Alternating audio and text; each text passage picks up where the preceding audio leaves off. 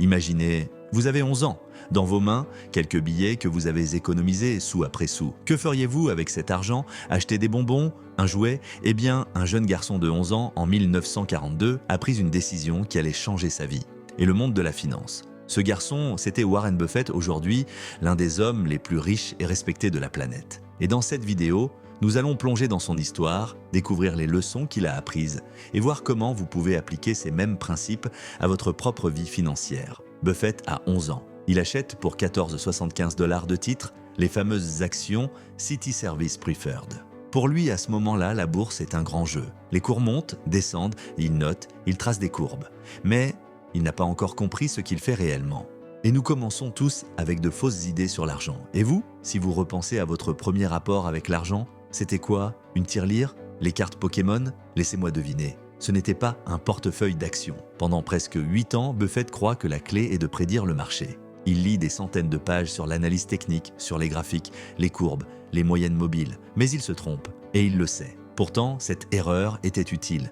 Elle l'a préparé à reconnaître la vérité quand il allait la rencontrer. Se tromper, c'est inévitable. Mais l'erreur devient précieuse si elle vous rapproche de la bonne stratégie. À 19 ans, Buffett lit L'investisseur intelligent de Benjamin Graham. Révélation, la bourse n'est pas un casino, c'est un marché de parts de véritables entreprises. À partir de ce moment, il arrête d'acheter des actions. Il devient propriétaire d'entreprise. Si vous achetez une action de Coca-Cola, ce n'est pas un ticket de loto. C'est comme si vous possédiez une petite part de la machine entière qui vend des millions de boissons chaque jour. Buffett ne cherche plus à savoir si une action va monter demain ou descendre la semaine prochaine. Il sait qu'à long terme, une entreprise solide créera de la valeur et il adopte une règle d'or. Être heureux quand les marchés baissent parce que cela lui permet d'acheter plus à bas prix.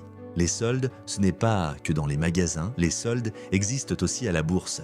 Mais seuls les investisseurs patients savent en profiter. Buffett insiste, il n'est pas un génie. La différence, il aime profondément ce qu'il fait. Il s'entoure de personnes qui le stimulent et il reste dans son cercle de compétences. Il rappelle, il ne faut pas un QI de 170 pour réussir. Un QI de 121 suffit, à condition d'avoir la bonne attitude. Vous voyez, la réussite financière n'est pas réservée aux surdoués. Elle est réservée à ceux qui persévèrent et qui se passionnent pour ce qu'ils font. Buffett dit souvent, si le marché boursier fermait pendant 10 ans, je m'en moquerais, parce que je sais que mes entreprises continueront de produire de la valeur. Cela veut dire que la vraie richesse ne dépend pas des fluctuations du marché, mais de la solidité des actifs que vous possédez. Investissez dans des business solides, compréhensibles, durables. L'histoire de Warren Buffett, c'est celle d'un enfant qui a transformé 14,75 $ en un empire de plusieurs milliards. Pas en cherchant le coup rapide, pas en suivant la mode, mais en comprenant une chose essentielle. L'investissement, ce n'est pas acheter des actions, c'est devenir propriétaire d'entreprise.